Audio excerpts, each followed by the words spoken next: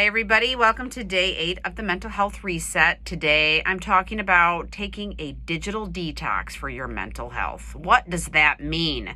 Some people that will strike fear because they love their phones, they're addicted to their phones. That's the problem, we're addicted to our phones. We also are addicted to checking emails. I know I do it constantly. I'm waiting for that $1 million email every 3 seconds to come on. You pick up your phone, it just becomes this habit now. It is neurologically programmed in us to pick up our phone or to check our emails. And this is really affecting our mental health and our emotional health, especially our teenagers. We know those teenagers have this fear of missing out. But guess what?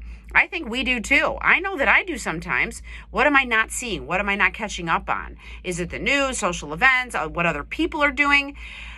Taking a time out from social media and taking that, I call that a detox. So stopping yourself from doing an addictive thing really can help and benefit your mental health. Well, how do we do that?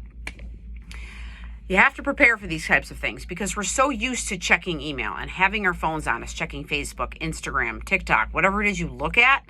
And I don't mean just simply communicating with your family and texting back and forth for information. What I mean is the social media usage really, and emailing and checking emails too long or sending emails too long when you just should say a time out. This time of the day is for you, not to constantly be doing work and multitasking. It kind of all goes together all the days. But how do we plan on having this digital detox?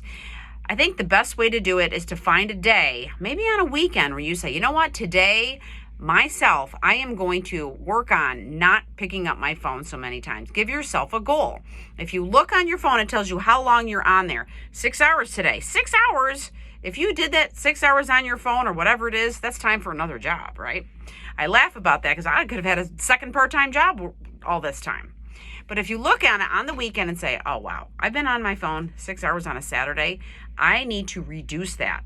And I'm not going to be able to go cold turkey, but I'm going to try to get it down to 3 hours. And then over time, see if you can reduce that down and give yourself maybe a week of, I want to try to get that down to 1 hour a day, if possible, on social media.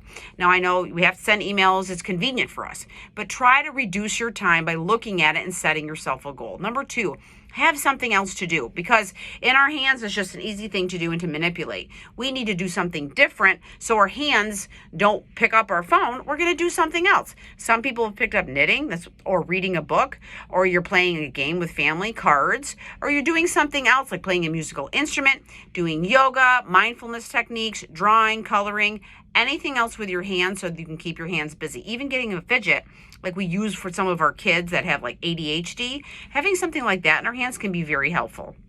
Holding your cat or your dog in your lap, that's another good one. I wouldn't say go to eat because then it just turns into something else and we're kind of mindlessly eating. Another thing that you can do is just put your phone down and go outside. Go into a different room wherever your phone is and say, I don't need this right now. And if it's, I need a phone call from my family, well, I'm going to have to just have the ringer on really loud, but I want it in a different room than me. So it's not so accessible to us. So you're trying to, figure out new ways that it's not so easy for you to do. And then say to yourself, I really don't need to do this. It isn't making me feel any better when I scroll and I compare myself to other people, because that also messes with our mental health. We're always comparing what we see as a snapshot in someone else's life. And we think, oh, we're not as good as them. We don't have what they have. I'm missing out, that FOMO piece. That's a whole nother topic.